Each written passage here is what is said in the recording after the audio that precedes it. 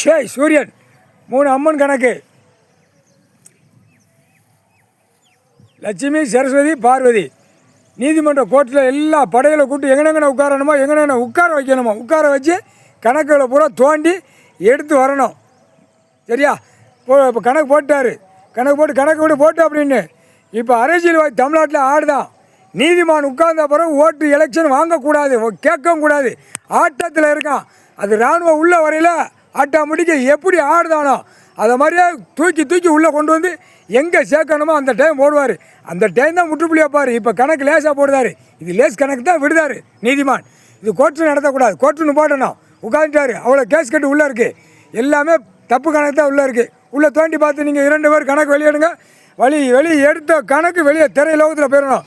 அதுக்கப்புறம் தான் இவங்களுக்கு நீதிமன்ற கோர்ட்டில் என்னென்னு விளக்கம் தெரியணும். முக்கால் சத்தியம் எல்லா ஜட்ஜி கோர்ட்டார் ஆணு பெண்ணும் ஒரு ஆட்டி விட்டு கீழே வழக்கறிஞர் ஒரு ஆட்டி விட்டு அடுத்து பூரா வரானா அரசியல்வாதி 2 காலை கையை பிளந்து வரான். எல்லாம் ஒரு ஆட்டினா தான் இந்த கணக்கு முற்றுப்புள்ளி வெளியே வரும் அப்படின்னு நீதிமன்றம் போட்டார் கணக்கு. முக்கால் சத்தியம்.